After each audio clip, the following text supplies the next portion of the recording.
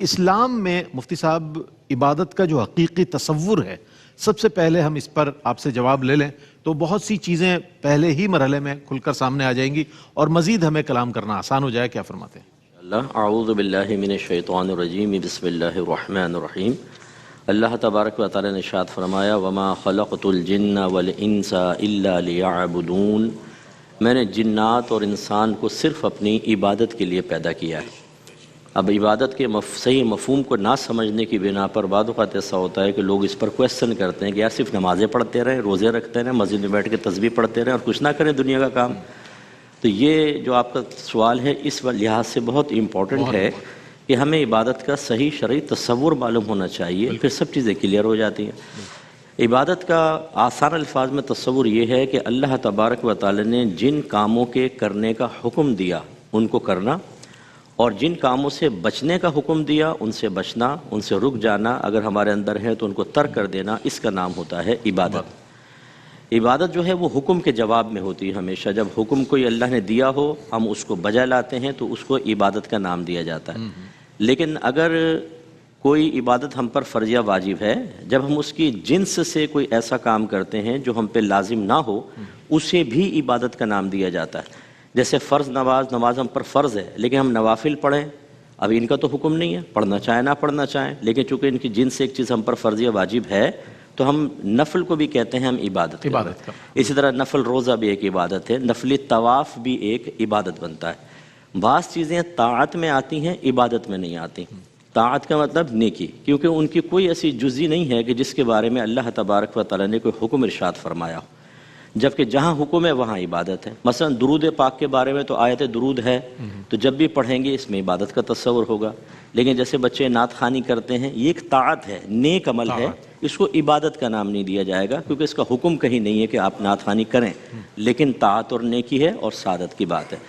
اب یہ جو عبادات ہیں، اب ہمارے ہاں تصور کیا ہے کہ شاید کچھ افعال کا ارتکاب ہم نے اس کو عبادت سمجھا ہے. اگر کوئی پوچھے بھئی عبادت کیا ہے، وہ کہے گا نماز، روزہ، حج، زکوٰۃ، قربانی کرنا. بس یہاں پر آ کے ہم رک جاتے ہیں، جبکہ اس کے دوسرے مفہوم پہ بھی توجہ کرنی چاہیے کہ اس کو امر اور نہی کہتے ہیں، جمع ہے اوامر اور نواہی.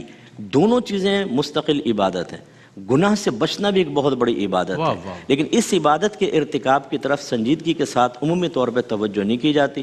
اور جو اللہ تعالیٰ نے افعال کرنے کا حکم دیا ان میں سے چند کو ہم چوز کر لیتے ہیں، ہم ان کو پسند کر لیتے ہیں جو آسانی کے ساتھ ہوں، اور اس کو ہم عبادت کا نام دیتے ہیں. تو دونوں چیزوں کو اختیار کرنا چاہیے.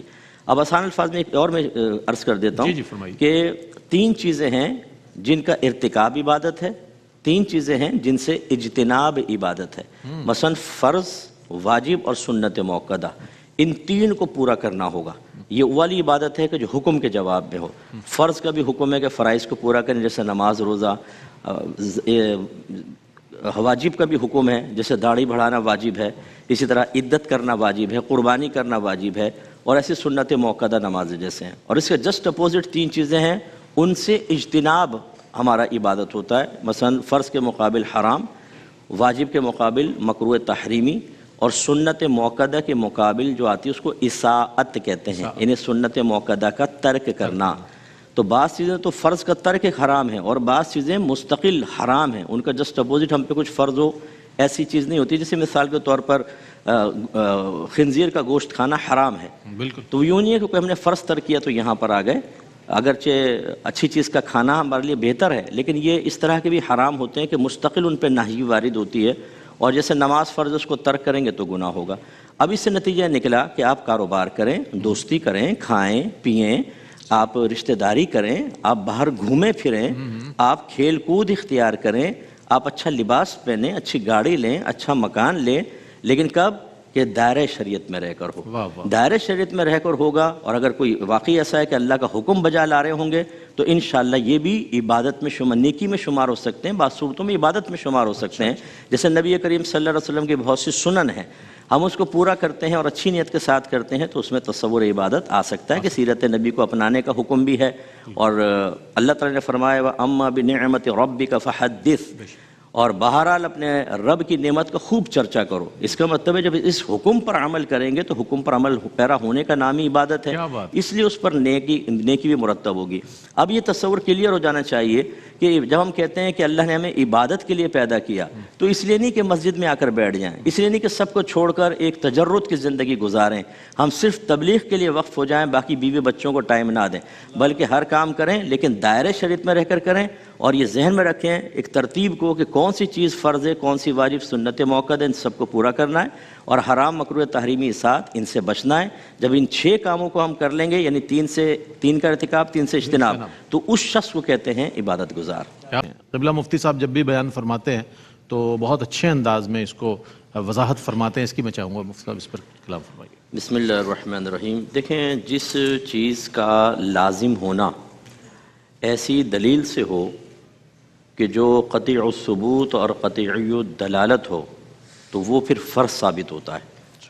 قطعی الثبوت کا مطلب اس کے ثابت ہونے میں کوئی شبہ نہ ہو، اچھا، جیسے پورا قرآن قطعی الثبوت ہے، ایک ایک آیت کے ثابت ہونے میں کوئی شک و شبہ نہیں۔ بالکل۔ اور قطعی الدلالت کا مطلب یہ ہوتا ہے کہ وہ آیت اپنے مضمون پر بالکل واضح طور پر رہنمائی کر رہی ہو، بغیر کسی مجتہد کے، بغیر کسی مفسر کے، مکمل مفہوم، جیسے اقیم الصلاۃ، نماز قائم کرو، اس میں کسی کی وضاحت کی حاجت نہیں ہے، تو یہ آیت قطعی الدلالت کہلائے گی۔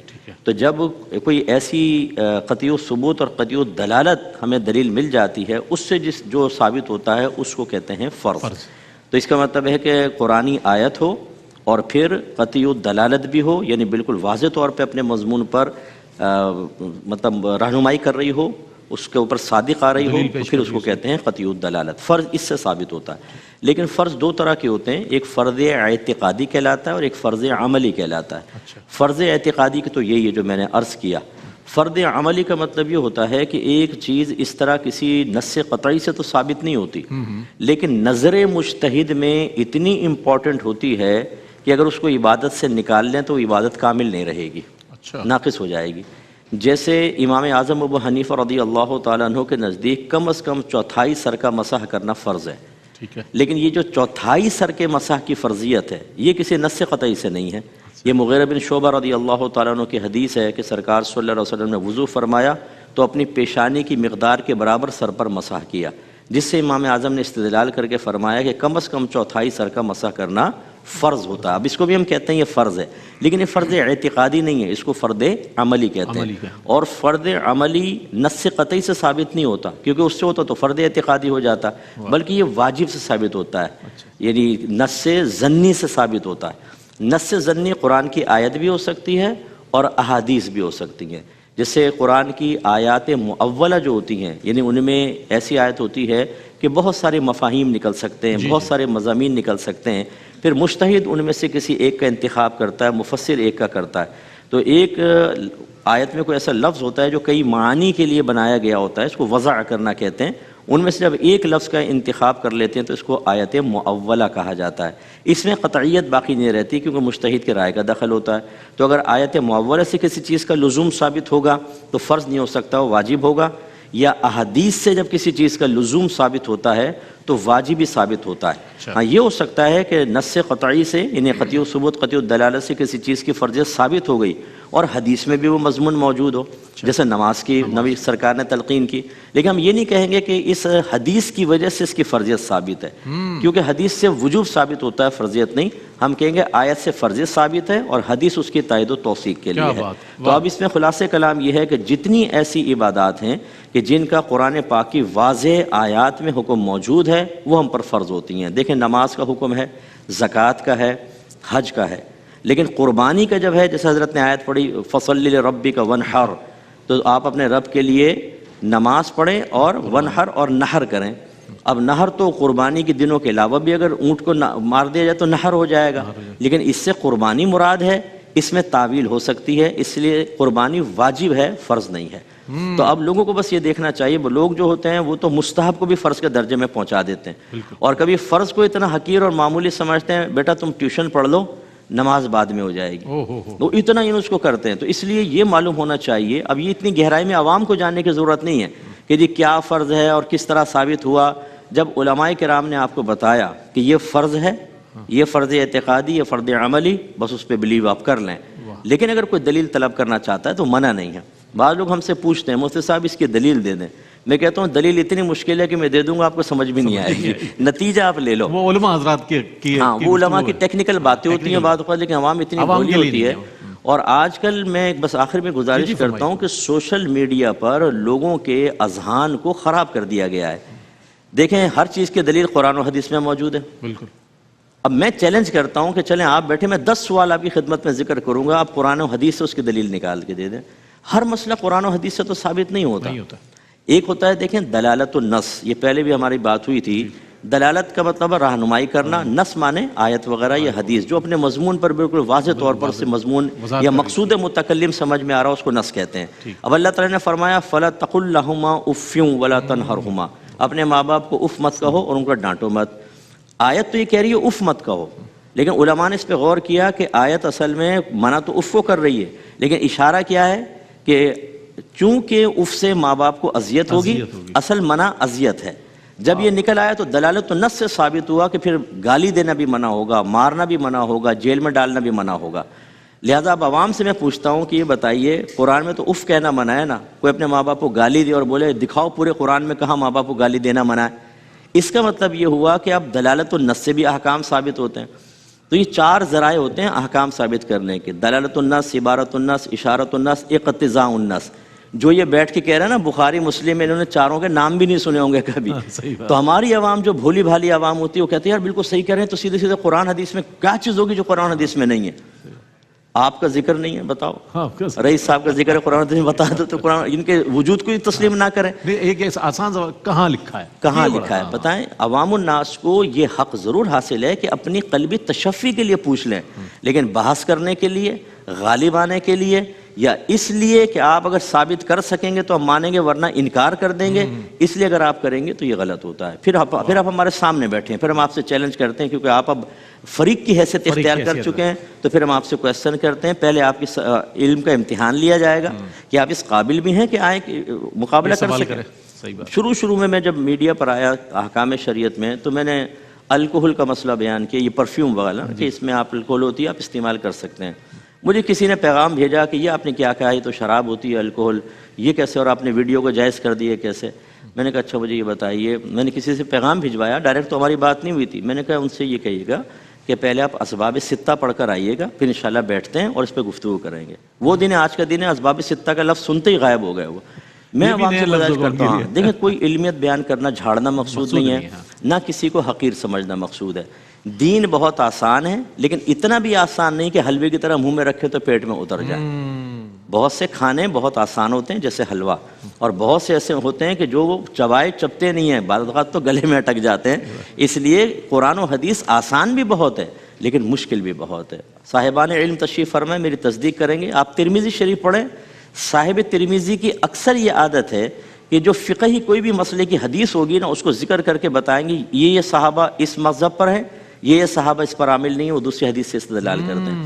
حتیٰ کہ وہ شوافع اور احناف کا بھی ذکر کر دیتے ہیں. اکثر ویسے وہ احناف کا اہل کوفہ سے ذکر کرتے ہیں اور امام اعظم کا قال بعضهم سے کہتے ہیں، لیکن بہرحال وہ سمجھاتے ہیں کہ اس مسئلے میں بہت سے علماء کا اختلاف ہے. جیسے آج کل وطر کا چل رہا ہے نا، آپ ترمذی اٹھا کے پڑھیں، انہوں نے کئی اقوال نکل کیے ہیں کہ بعض 1 رکعت وطر پڑھتے تھے علیحدہ، بعض 3 رکعت اور بعض 5 رکعت. 5 رکعت کا وطر بھی ثابت ہے جو بعض صحابہ پڑھا کرتے تھے. تو ابھی عوام کو عرصہ دراز سے امام اعظم کے پیروکار ہیں، 3 رکعت وطر پڑھ رہے ہیں. وہ کسی نے ایسی کلپ نکال دی کہ 2 علیحدہ اور 1 علیحدہ، وہ شروع ہو گئے صاحب کہ ہم غلط پڑھتے آ رہے ہیں. ارے بھائی آپ سوچو تو صحیح، احناف جو ہیں وہ اس دنیا میں سب سے زیادہ ہیں اور قیامت تک انشاءاللہ سب سے زیادہ رہیں گے. یہ بشارتیں اکابرین کی موجود ہیں. میجورٹی کیسے غلط ہو سکتی ہے؟ مائنورٹی غلط ہو سکتی ہے. اچھا پھر بھی ہمارا طریق کیا ہے؟ ہم یہ نہیں کہتے غلط، ہم کہتے ہیں وہ اپنے دلیل کے اوپر عمل کریں، ہم اپنے مستدل جتنے بھی ہیں قرآن و حدیث اس سے ہم استدلال کریں گے. اور عوام کو اعتماد رکھنا چاہیے کہ علماء جب کوئی نتیجہ نکالتے ہیں تو ان کی سوچ اور سمجھ کے مطابق ہوتا ہے اور بالکل قرآن و حدیث پہ اچھی طرح غور و تفکر کر کے پیش کیا جاتا ہے.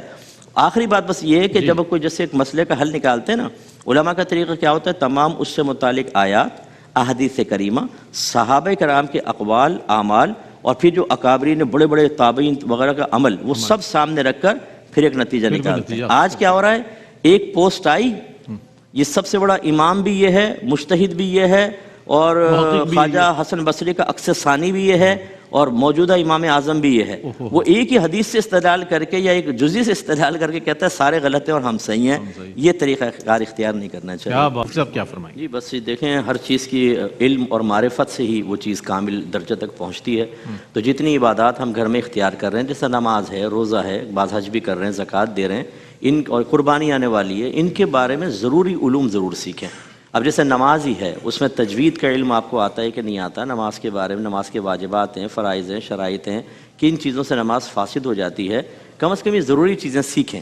اور اس کے لیے کوئی بھی اچھے علماء سے رجوع کر لیں، یا کہیں پر کوئی اہل سنت کے کسی بھی ادارے میں فرض علوم کورس ہو رہا ہو، اس کورس کو جوائن کریں. میرا نمبر لے لیں ادھر سے کنٹرول روم سے، مجھ سے رابطہ کر لیں، میں بریفنگ اس پہ اور دے سکتا ہوں. یہ تو بڑا قلیل وقت ہے ہمارا، لیکن یہ کریں ضرور. اگر آپ علم اور معرفت حاصل نہیں کریں گے، جیسے حضرت نے فرمایا عبادت ہو جائے گی، روح عبادت نہیں. ڈھانچہ ایک جسم تو ہوگا، روح غائب ہوگی. اور اللہ تعالیٰ کی بارگاہ میں ایسی عبادت کی وقت بہت کم ہوتی ہے. کیا کہنا ہے.